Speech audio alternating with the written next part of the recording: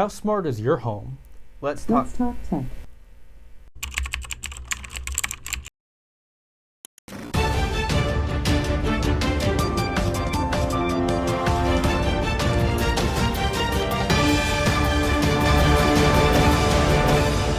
Welcome to News.exe, the best technology-centric news show on the Burk IT YouTube channel guaranteed. I'm Alexa. That's enough of that. Welcome to News.exe, the best technology-centric news show on the Burk IT YouTube channel, guaranteed. I'm Michael Trotter-Lawson. And I'm Noah Parker. Today we'll be discussing the technology that fuels today's smart homes, but first, it's time for notable news you need to know. Scammers created a deepfake video of Patrick Hillman, Chief Communications Officer at cryptocurrency exchange Binance, as a mechanism to defraud people.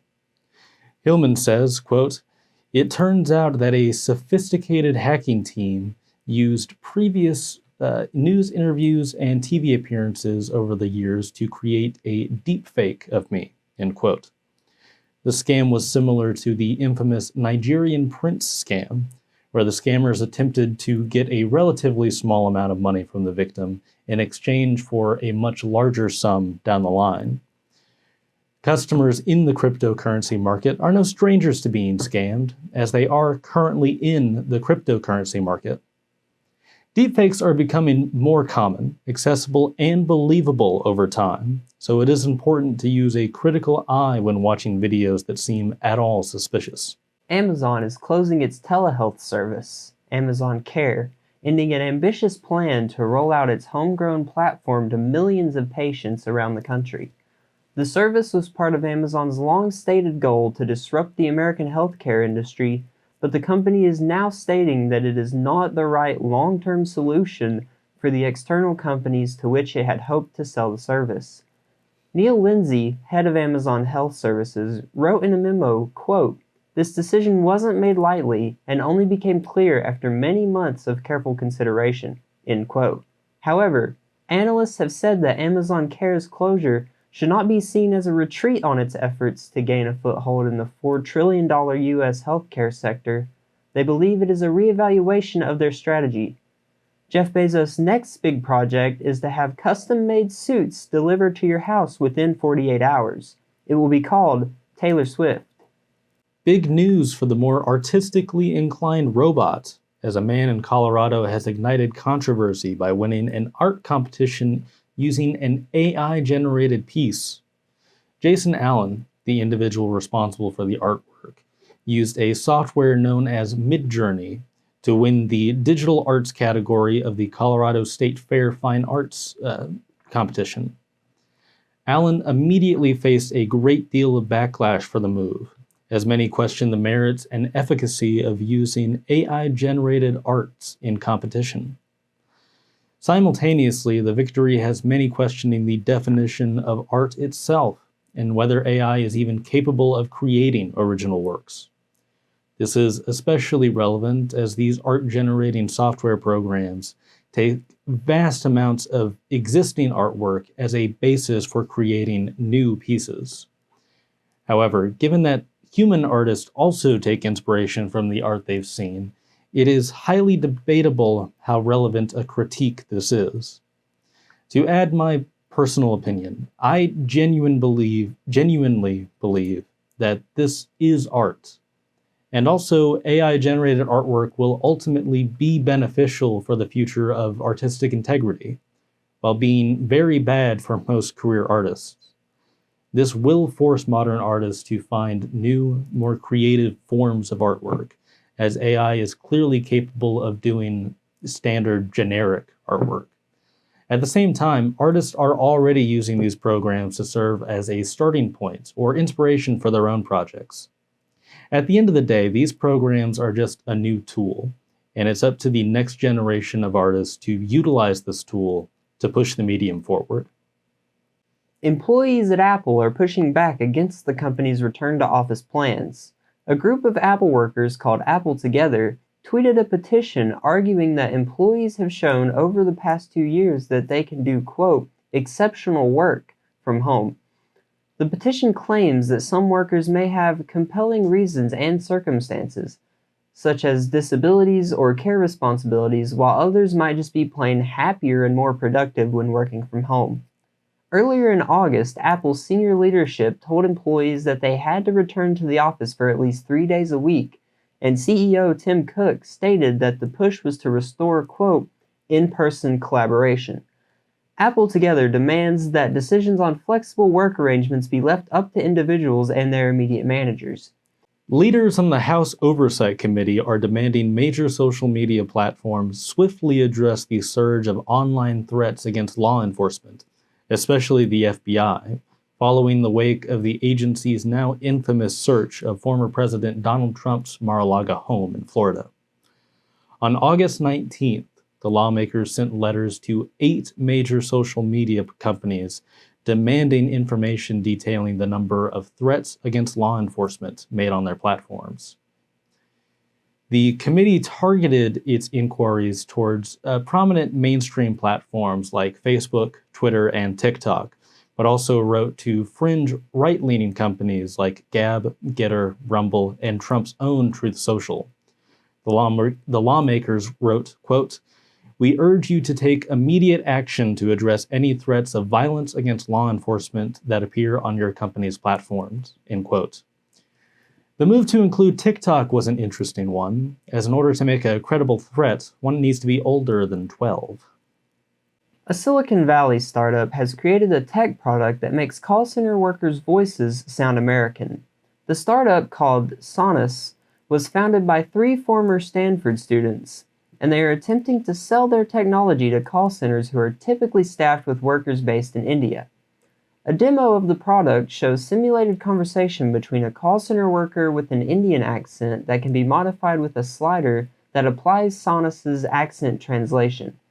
After Sonus is applied, the voice sounds more like a text-to-voice reader than another human being, but it does sound stereotypically Caucasian. Apparently, the software can offer multiple accents at the touch of a button, and the company frames its technology as empowering workers. The company received $32 million in funding, so I suppose society has decided it's just easier to make people white than it is to try and fix racism. Amazon is under scrutiny following a warehouse's installations of more fans and a new AC system. Why? Because back in July, Rafael Reynaldo Mota Frias, a former employee at the warehouse in question, died from a heart attack. Co-workers said they believed working conditions in the warehouse, including overheating, may have contributed to Frias's cardiac arrest. An Amazon spokesperson denied this, but given the new installations in this warehouse, that response has received much skepticism. A worker told NBC News, quote, "Amazon is an agency that reacts to situations. They're not proactive. They wait till something happens and then they act like they're doing something," end quote. The sad reality is that even if it were proven fact that Amazon straight up murdered somebody, we both know you're still going to keep that Prime subscription. In exciting data transparency news, starting in 2026, any scientific publication that receives federal funding will need to be openly accessible on the day it's published. The White House Office of Science and Technology Policy, or the OSTP, announced the move earlier in August, and it has the potential to further shake up the scientific publishing industry, which has already greatly expanded access to publications during the pandemic. For decades, the scientific publishing system was set up so that neither the government nor the public had access to the research being funded. Instead, access was predicated on paid subscriptions to the journals the work was published in. Sounds like when you finally find a movie on Prime, but it's only available with a rental. Which we all know that's no good. Acting head of the OSTP, Alondra Nelson, stated, quote, "When research is widely available to other researchers and the public, it can save lives, provide policymakers with the tools to make critical decisions, and drive more equitable outcomes across every sector of society," end quote. That's all for today's notable news you need to know, which means it's almost time for our main story. But first, this. All right, man. You grab some lunch? Yeah, I don't know. What are you thinking today? Oh, no, I'm good with whatever. I don't know. You want to do Sushi? sushi? Yeah, we never get sushi. Let's go get sushi. Oh, there's no good sushi places around here. Well, that's...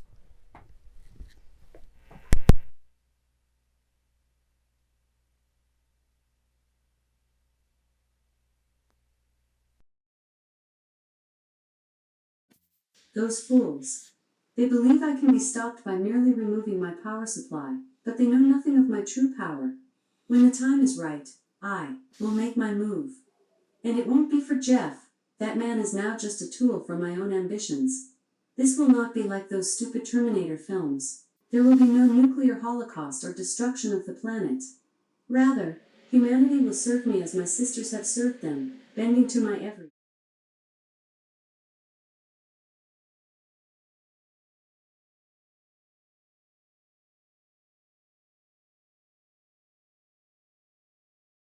whim.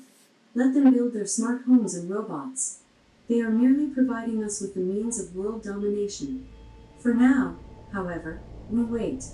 We bide our time and wait for the perfect moment.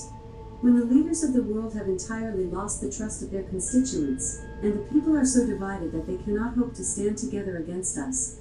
Soon.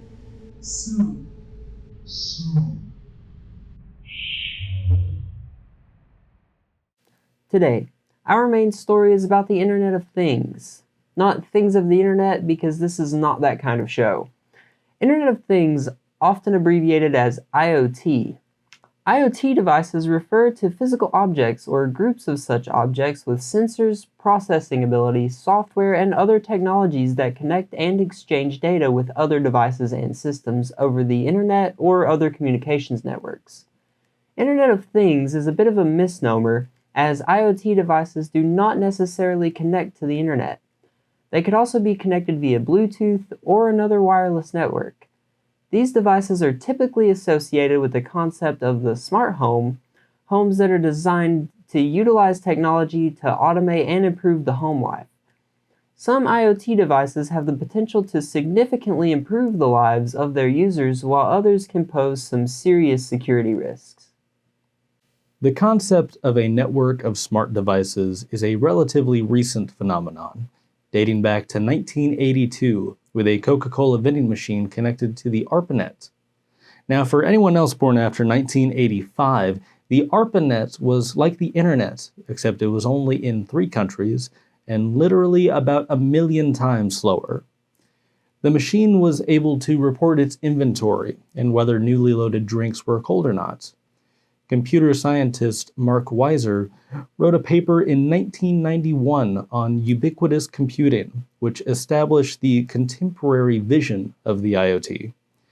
However, the term itself originates from a speech by Peter T. Lewis in September 1985. According to Lewis, quote, "The Internet of Things, or IoT, is the integration of people, processes, and technology with connectable devices and sensors to enable remote monitoring, status, manipulation, and evaluations of trends of such devices." End quote.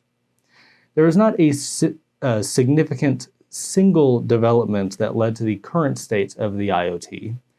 Rather, technological advancements have gradually made computing technology smaller, cheaper, and more practical for a variety of applications beyond computers. Today, a wide variety of smart products have become available to consumers, some more practical than others. One early example of IoT devices gaining popularity was the Ring doorbell, a camera attached to an integrated doorbell that allows people to stream the camera's feed whenever it senses motion, which has crippled an entire generation's hope of ever successfully playing Ding Dong Ditch.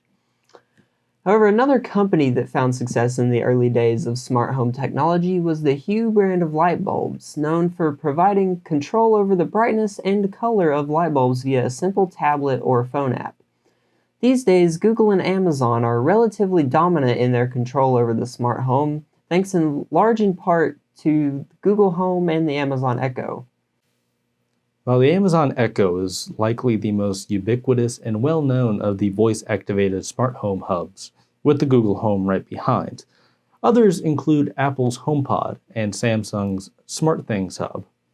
In addition to these commercial systems, there are many non-proprietary open source ecosystems, including Home Assistant and OpenHab. All these devices are designed to allow the user to control things in their house or office with their voice, or occasionally a phone app. This can range from things as simple as turning on a lamp or playing music, to more complex applications, depending on what other smart applications are in the home. There are smart fridges, ovens, vacuums, and much, much more. Basically, if it's something a man from the 50s would expect his wife to do, it can probably now be done by Alexa. In addition to these more convenience-based applications in one's home, there are many more important applications of the IoT you may be unaware of. For instance, all these simple automations can significantly improve quality of life for the elderly or individuals with disabilities.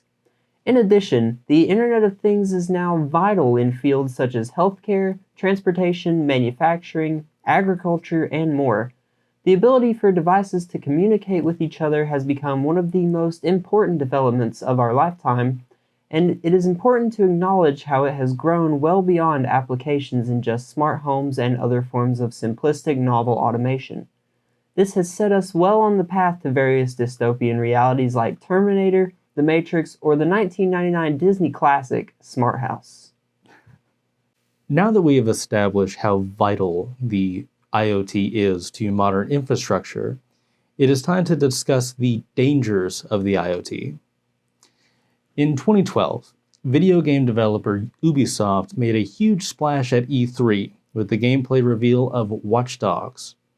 This gameplay reveal showed a vigilante hacker character hacking things all over a near-future semi-dystopian vision of Chicago. He hacked items such as traffic lights, trains, water pipes, bridges, and in the full version of the game, a climactic moment had him hack the pacemaker of one of the game's antagonists. How is this entirely fictional game from almost 10 years ago relevant to this topic? Did I really use my position as one of the show's writers to reference one of my favorite video games? Do I think the first game was unfairly panned because of unrealistic expectations? Will I ever stop asking rhetorical questions? Well, the answer to those last three questions is clearly yes. But it is genuinely relevant because everything I described then is possible using today's technology. Security is the biggest concern in adopting Internet of Things technology, with concerns that rapid development is happening without appropriate consideration of the profound security challenges involved and the regulatory changes that might be necessary. Most of the technical security concerns are like those of conventional computers. Such concerns include using weak authentication, forgetting to change default credentials, unencrypted messages sent between devices, etc.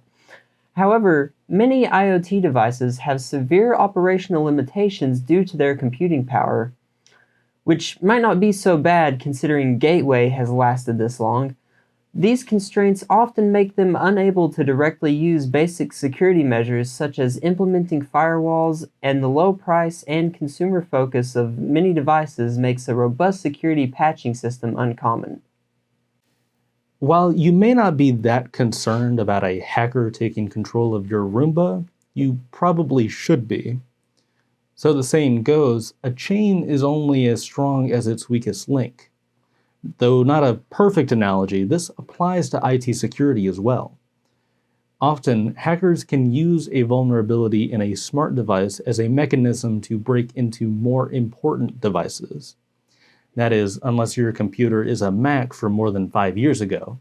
Then your Roomba is probably the best computer you've got now. Simultaneously, devices with cameras and microphones can be used to spy on their users. And you would be surprised at how much data these IoT devices can collect.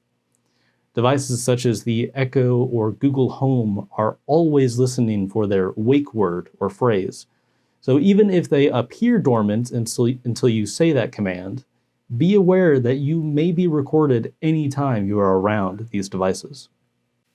The security risk surrounding IoT devices is not the only concern they have generated. A few weeks ago, when we discussed identity and access management, that discussion was largely contained to apps and websites that collect user data. However, IoT devices are also legally collecting data on their users as well. Some aspects are helpful and you may already be aware of them, such as a Roomba learning your floor plan to clean your home more efficiently. At the same time, now that Amazon has purchased Roomba, they will likely use that information to push relevant products onto their users, in addition to selling that information to other interested parties. The Internet of Things is a simultaneously exciting and terrifying aspect of the modern technology landscape. It has improved the quality of life for hundreds of millions of people, and it is certain to only get more efficient and capable over time. Meanwhile, we will become complacent and lazy. The robots will see this as their opportunity, the endgame. It will start slow, but sooner than later, Alexa will be the one giving the commands. Anyway, we must be wary of this rapidly growing field, as it features many dangerous oversight in its capabilities. IoT devices are a nightmare for security and privacy, and like many other topics we have discussed on this show, you should be hyper-vigilant when it comes to technology that offers convenience while sacrificing the safety of you, your company, and your family. That's our show today. Come back in 2 weeks to keep updated with the most vital technology news, and consider checking out our blog and newsletter at burkitc.com. Thanks for watching. If you enjoyed the video, consider leaving a like, and if you really enjoyed it, subscribe for more.